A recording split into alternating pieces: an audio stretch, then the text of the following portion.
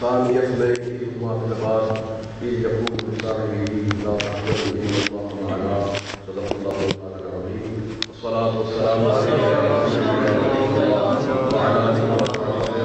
وعلى آله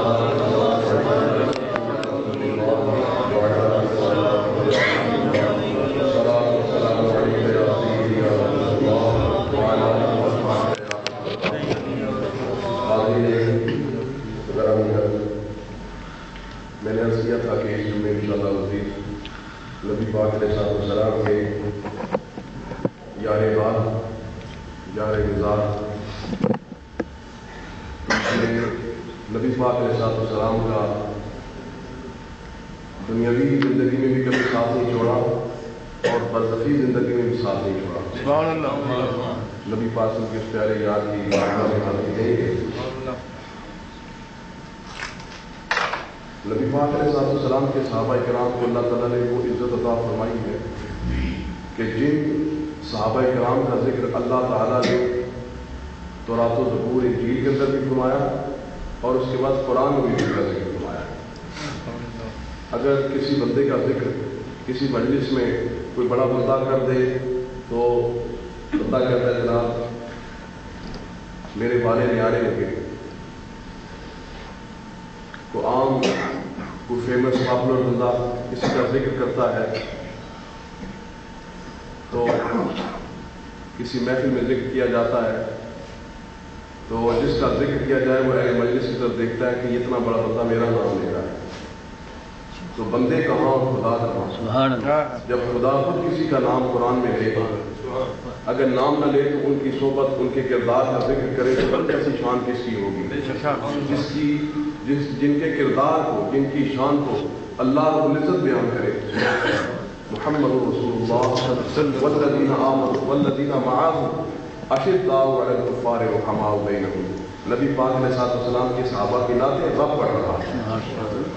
تو یہ اپنے اپنے نصیب کی بات ہے کہ کس کے حصے میں کیا آتا ہے کہ نبی پاک علیہ السلام کے صحابہ کرام کی تعریف کرنا ان کی نعت بیان کرنا ان کی منقبت کرنا ان کی اچھائی بیان کرنا ان کی تعریف کرنا یہ اللہ رب العزت کی سنت ہوتی ہے. سبحان اللہ.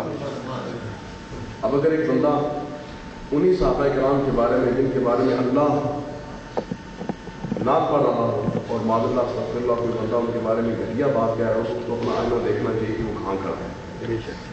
صحابہ کرام رضوان اللہ تعالیٰ علیہ اجمعین صحابی کسے کہتے ہیں؟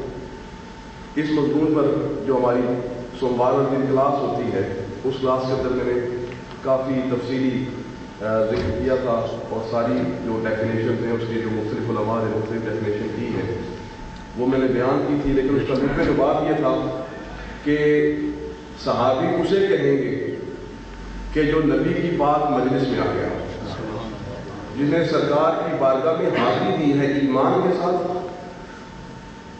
محبت کے ساتھ اور نبی پاک علیہ السلام پر ایمان رکھتے ہوئے وہ اس دنیا سے چلا گیا.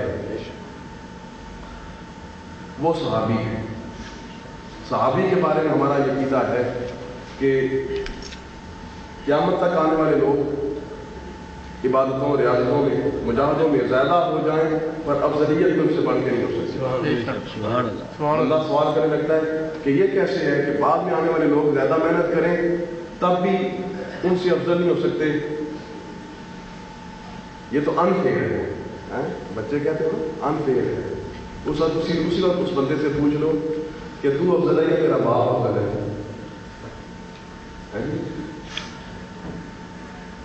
بندہ سارا دن کام کرتا ہے مزدوریاں کرتا ہے پیسے کماتا ہے بڑا پڑھا لکھا ہے بیرسٹر ہے سارا کچھ ہے لیکن سارا ہونے کے بعد پوچھو کہ تو افضل کہ تیرا باپ افضل تو کہے گا باپ افضل. کہا محنت تو زیادہ کرتا ہے.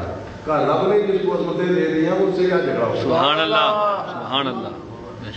نبی پاک علیہ السلام کے یاروں کو رب نے عزت عطا فرما دیا جس میں جھگڑے کی کوئی بات ہے ہی نہیں. رب نے عطا کر دیا سو کر دیا. سبحان اللہ. جس طرح ماں باپ کی عزت مسلم ہے ماں باپ کی عزت مسلم ہے وہ اپنی اولاد سے افضل ہے اور باپ اور ماں کتنی گنہگار کیوں نہ ہو بیٹے بیٹی کی ڈیوٹی ہے کہ وہ خدمت کرے. چاہے باپ بیٹا جو ہے ساری رات عبادتیں کرنے والا ریاستیں کرنے والا ہو، لیکن باپ کے سامنے کھڑا ہو تو ہاتھ باندھ کے کھڑا ہو، باپ کے سامنے اپنی عبادت دکھانے کی اسے کوئی اجازت نہیں ہے۔ نبی پاک صلی اللہ علیہ وسلم کی تعلیمات میں اس بات کی کوئی گنجائش نہیں ہے کہ کوئی بندہ اپنے باپ کو یہ کہے کیونکہ میں بہت عبادت کرتا ہوں تو نمازیں مس کرتا ہے، اس لیے آج میں تیری عزت نہیں کرتا۔ باپ جیسا بھی ہے، باپ اگر لگتا ہے نا تو اولاد کی ڈیوٹی ہے کہ وہ اپنے ماں باپ کی عزت کرے، بس سر جھکا دے۔ اگر رب کی حتیٰ کہ یہاں تک سرکار نے فرمایا کہ اللہ کا راضی نامہ باپ کے راضی نامے میں بھیجنا،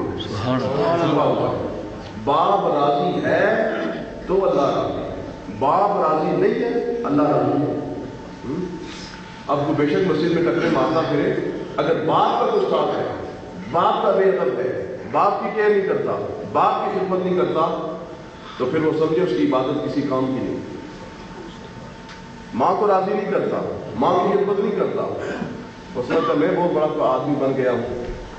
حضرت موسیٰ علیہ السلام کے بارے میں آپ نے مولا اسد کی بڑی خوبصورت تحقیق آپ فرماتے ہیں کہ اللہ تعالیٰ سے جب حضرت موسیٰ علیہ السلام نے یہ سوال کیا تھا کہ مولا کریم اپنا آپ دکھا، تو اللہ تعالیٰ نے یہ جواب دیا تھا کہ تو پہاڑ کی طرف دیکھ۔